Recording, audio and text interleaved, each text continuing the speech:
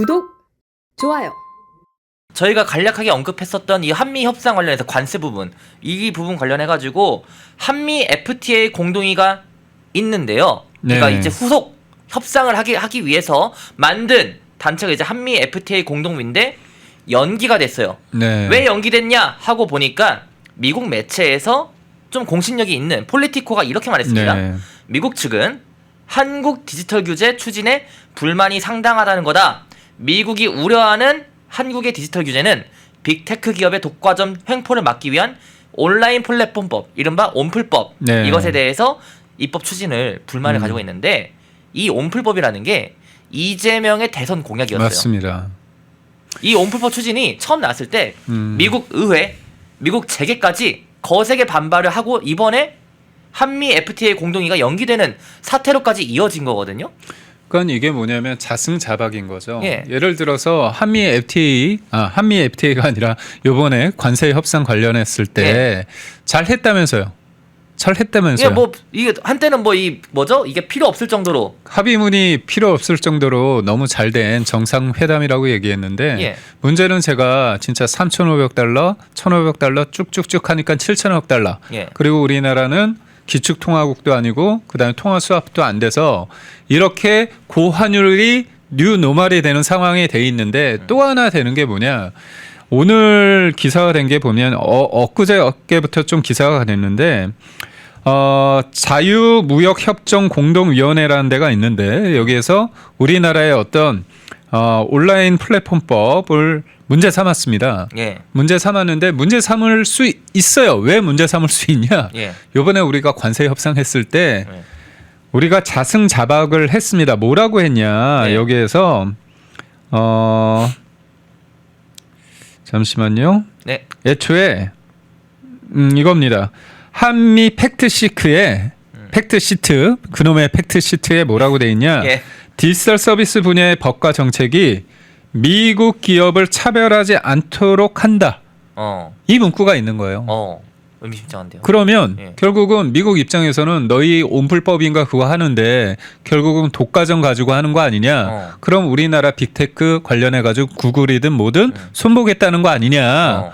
아니 이건인데 너희가 관세 협상했을 때 명시적으로 팩트시트에 디지털 서비스 분야의 법과 정책이 미국 기업을 차별하지 않도록 돼 있는데 왜 이런 법안을 만들려고 하느냐. 그러면서 본때를 보이는 겁니다. 기선 제압을 할 때 협상을 하고 나서 공동위원회가 이게 사실상 첫 번째거든요. 이재명 정권이 자화자찬한 한미 팩트시트 타결 이후에 처음 열리는 통상 관련 회의입니다. 그런데 통상 관련 회의인데 회의를 안 하겠다는 거잖아요. 그렇죠. 그러면서 야 너희 온라인 플랫폼법 가지고 뭔가 하려고 하는데 야 너희 사인했잖아. 차별하지 않는다며, 이겁니다. 그러니까 미국 입장에서는 또 뒤통수를 맞은 거네요. 그러니까 결국은 미국이 독과점이 있는 거잖아요, 구글. 그렇다면 우리가 협상을 할 때 이런 내용을 넣지 말았어야죠. 그렇죠. 아니 명시적으로 딱 하니 넣었잖아요. 뭐라고 돼 있습니까? 디지털 서비스 분야의 법과 정책이 미국 기업을 차별받지 않도록 한다. 이렇게 해놓고서 관련된 법안을 추진하니까 미국이 어떻게 보면 협상을 잘하면 우리가 미국에 대해서 큰 소리 칠 수 있는 거거든요. 그렇죠. 아니 우리나라 기업들이나 아니면 소비자들을 보호하기 위해서 이렇게 독점적인 상황이 있을 때 우리가 제어할 수 있다. 그래야 되는 거잖아요. 그런데 도리어 관세 협상에 떠밀리듯 하다 보니까 이것도 양보한 겁니다. 그러니까 미국 입장에서는 그래 관세 협상 하는 데 있어서 첫 번째 테이블 하는데 이거를 빌미로 해가지고 안 하겠다는 겁니다. 그럼 이게 뭐냐? 그럼 이재명 정부 입장에서는 이게 단순히 여기에서 끝날 것인가? 아니면 상호 관세 25% 맞는 거 있지 않습니까? 이 부분, 그리고 자동차 관세 관련해서 15% 받는 부분, 이런 거에 대해서 또 트럼프 대통령이 뭐라고 할 수 있는 거거든요. 그러니까 결국은 이재명이라는 사람이 가지고 있는 그런 리스키한 부분, 그리고 한미 동맹에 대해서 끊임없이 의심을 받았잖아요. 국내 외적으로. 그러니까 미국 쪽에서도 그렇고 저기는 중국에 세시해 대만에 세시하는 사람이니까 미국에 대해서 어떻게 하는가 보자 그렇습니다.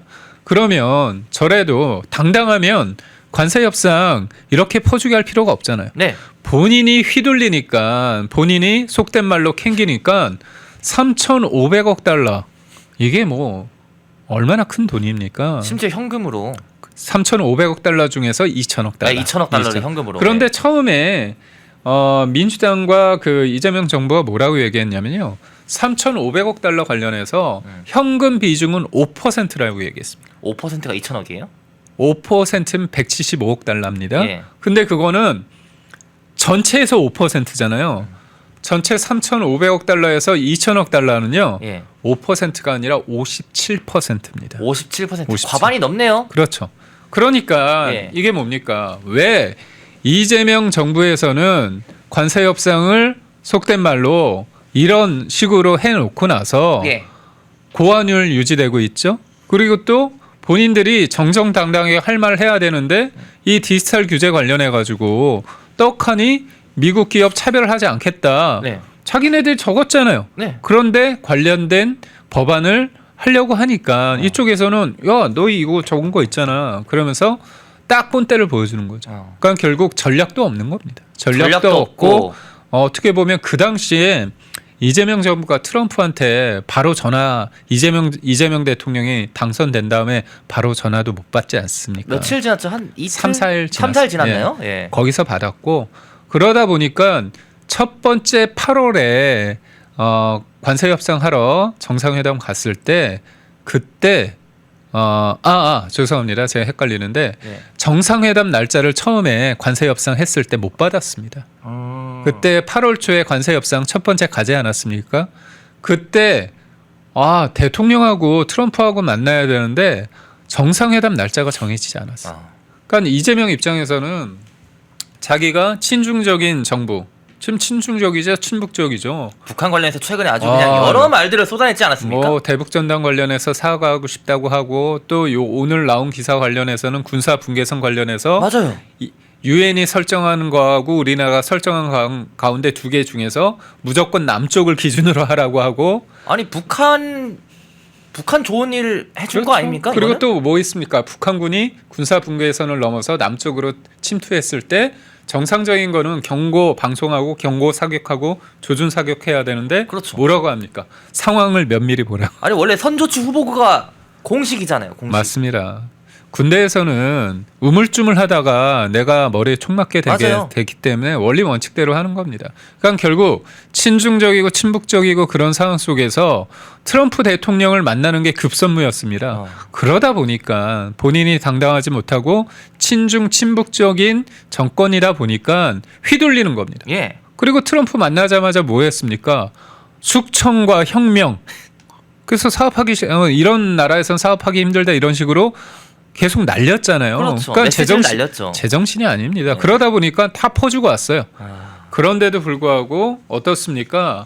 뭐 팩트시트 관련해 가지고 나오지 않다가 나왔는데 팩트시트에 딱 엄연히 있는 내용 결국은 뭐냐? 디지털 서비스 분야의 법과 정책이 미국 기업을 차별하지 않도록 한다는 이 문구로 인해서 호구가 된 겁니다. 호구가 돼서 이 문구가 있는데 왜 디지털 규제를 하느냐, 규제를 추진하느냐, 너희 이거 써놓은 대로 안 하네? 그러면서 어떻게 했느냐? 이재명 정권이 자화자찬한 한미 팩트시트 타결 이후에 처음 열리는 통상 관련 회의가 어그러졌다. 이렇게 볼 수 있습니다. 참 이게 영님 10,000원 후원, 송도의 왕자 애국투사 김기영 대변인님. 네, 송도의 왕자라는 또 닉네임이 있으신가 봅니다. 아니, 제가 볼 때는 다른 분들이 또 그럴 수도 있으니까 그냥 저를 좋아하시는 분이 그렇게 하시는 겁니다. 네, 영님 10,000원 후원 그리고 이권희님이 5,000원 후원 감사드립니다. 고맙습니다. 자, 그러면요 또 여기서 문제되는 게 우려가 나오고 있어요. 네. 한미 협상 이거 지금 후속 조치를 위해서 한미 FTA 공동의를 하고 있는 거 아닙니까? 네. 그러면 이거 잘못되면은 한미 협상 된 거 또 다시 수포로 돌아가는 거 아니야? 더 심각해지는 거 아니야? 저는 이거보다 더 나쁠 수 있을까 그런 생각은 드는데 문제는 이제 불확실성이 제거가 돼야 되는데 좀 이게 말이 안 됩니다. 우리가 관세 협상 끝나면 이재명 정부에서 뭐라고 얘기했죠? 불확실성이 거치면서 환율도 떨어질 거다. 그리고 지금 환율 계속 올라가고. 그렇죠. 그러니까 불확실하지 않다는 거고 네. 더군다나 어떻게 보면 억지 춘향으로 그야말로 굴종적인 관세 협상을 맺었는데도 불구하고 예. 어차피 이 갑을 관계는 명확하지 않습니까? 트럼프 입장에서 너희들 팩트시트 관련해 가지고 써놓은 대로 안 해? 그러면서 이 부분에 대해서 더 어떻게 보면 관세도 더 불리하게 할 수 있다는 거죠. 그래서 합의서가 없을 정도로 잘된 정상회담이었다. 이것도 웃기는 겁니다. 네. 그러니까 결국 갑과 을이 있을 때 우리가 을이었잖아요. 그렇다면 우리가 을이 왜 합의서가 필요하느냐? 트럼프 마음대로 안 되게끔 하기 위해서. 아니, 그러니까 지금 미국도 이 조항, 그 써놓은 합의문 가지고 얘기하는 거잖아요. 그렇죠. 그렇다면 우리도 저쪽에서 일방적으로 룰을 깰 때, 합의를 깰 때, 아니, 트럼프 대통령한테 이거 보십시오. 당신하고 하자. 그런 명분이라도 돼야 되는 그렇죠. 거잖아요. 그러니까 결국은 뭐냐면 팩트시트도요, 보면 여러분 보십시오. 시간 날 때 우리가 돈 주는 거 있죠. 예. 돈 주는 것들은 아주 구체적이야. 아 그래요. 구체적인데 우리가 받을 것들은 되게 두루뭉술하게 돼 있습니다. 아 그래요. 예를 들어서 잠수함, 예. 핵 추진 잠수함 관련해서 되게 두루뭉술합니다. 지금 언론에 보도도 안 되고 있어요.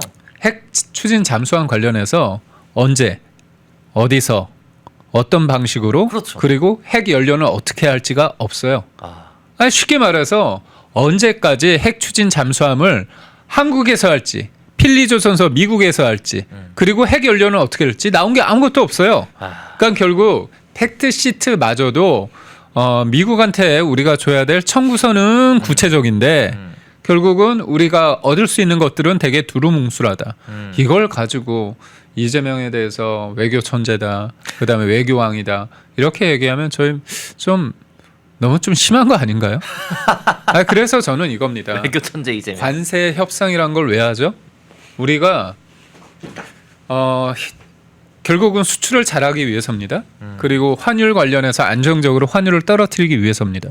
근데 협상을 했다고 하는데 그 결과물은 전혀 좋은 게 없습니다. 그렇다면 김민석 총리라는 분께서는 호남에 가서 5년은 짧다 이상한 얘기하고 계시는데 예. 진짜 지금 보십시오. 고환율은 고물가입니다. 고물가는 뭐냐? 우리가 받던 돈이 월급이 있더라도 실질적으로 세금도 뛰어가고 있죠. 그리고 또 물가가 오르면 우리가 저금할 수 있는, 저축할 수 있는, 그리고 소비할 수 있는 여력이 없어집니다. 예. 결국은 가장 잔혹한 세금이 인플레이션, 고물가라고 볼 수밖에 없는데 그렇죠. 예. 지금 고물가가 어느 정도냐면 제가 관련돼서 내용을 보니까 한은이 집계한 그 수입 물가 지수가 있습니다. 2020년을 100으로 기준으로 삼아요. 예. 그런데 커피를 예를 듭니다. 커피 수입 물가 달러 기준으로는 307입니다. 5년 만에 100에서 올랐어요. 이거는 어떻게 보면 전 세계적으로 오른 겁니다. 예. 그런데 이거를 원화 기준으로 하면 379입니다. 379. 4배입니다. 4배. 그러니까 결국 우리나라 돈 가치가 진짜 계속 떨어지다 보니까 우리는 같은 커피를 하더라도 더 돈을 더 줘야 된다는 거고요. 예를 들어서 소고기도요. 달러 기준으로 30% 상승했는데 예. 원화 기준으로 하면 60% 올랐다는 겁니다. 그리고 우리가 지금 자동차 보면 휘발유, 경유 쓰잖아요. 예. 휘발유 값이 한 1,700원대, 1,800원 되는데 경유도 1,500, 1,600원 됩니다. 근데 외국에 있는 두바이유, 원유 있잖아요. 원유 배럴당 이게 굉장히 안정적입니다. 그러니까 결국은 안정적이지만 우리나라의 환율이 급등하면서 수입 물가, 석유류도 굉장히 높아지는 거죠. 그럼 이게 모든 것들, 석유류가, 그러니까 휘발유값, 경유값이 오르면 모든 것들이 다 전기세든 뭐든 다 오르게 되는 거 아닙니까? 맞아요. 그러니까 결국은 고환율이라는 게 정부 정책에 있어서 돈 풀고 그다음에 관세 협상 제대로 못하면서 고환율로 인해서 고물가, 그리고 물가가 오르면요 금리를요 떨어뜨릴 수가 없습니다. 못 떨어뜨리죠. 그러면 절대. 고금리입니다. 그렇죠. 그럼 우리나라 서민들 중에서, 국민들 중에서 빚이 없는 사람이 없잖아요. 집을 살려고 하든 빚이 좀 있지 않습니까? 네. 그럼 결국 고물가, 고금리, 고환율로 인해서 우리 국민들은 지금 너무 꼭 악소리 나고 있는데 김민석이라는 사람은 웃으면서 5년은 너무 짧다. 뭐 그리고 뭐 재미플렉스인가요? 젠플렉스라고 젠플렉스? 진짜 조어죠. 그러니까 이재명이 어처구니 없이 업무 보고 때 네. 업무 보고가 뭐 넷플릭스보다 재밌다. 기가 차서 재밌나? 아예 무슨 기가 차다는 걸 재밌다고 하는. 근데 헛웃음은 웃음이 아니잖아요. 그렇죠. 그리고 본인들은 학폭 가해자처럼 계속 막 뭐 표현이 그렇지만 조인트 까는 것처럼 막 득달같이 압박하지 않습니까? 예. 근데 그런 과정 속에서 챗 GPT라고 콩 GPT라고 농림부 국장 같은 경우는 질문하니까 답변을 다 했는데 그래가지고 똑똑하다 준비된 답변이다 차관시켜야 된다 하니까 알고 보니까 답변 다 틀렸어. 야, 코미디 아닙니까? 이런 거는 좀 웃기네요. 이런 건 웃기네요. 근데 그거에다 넷플릭스에다가 이재명을 이제 잼이라고 하지 않을까? 이재명? 젠플렉스라는 이런 조어 만들면서 억지 춘향을 하는데 그래서 5년은 짧다는 게 뭡니까? 영구 집권하겠다는 거 아닙니까? 참 뭐가 짧아요. 제가 볼 때 5년 임기 5년 안 갑니다. 지금 채팅창에 올라온 게 6개월 만에 물가가 많이 올랐다 이러면서 너무 길게 느껴진 6개월이었다 이런 반응들이 올라오고 있는데 그러니까 뭐가 저는 짧아요? 본인들이 김민석 총리가 호남 가서 했거든요. 그 전날에 정청래가 호남 갔습니다. 그러니까 마음이 콩밭에 있는 거예요. 내년 전당대회 앞두고서 당권 가지고 어차피 서울시장 나오려고 기웃기웃하다가 오세훈 시장한테 밟혔거든요.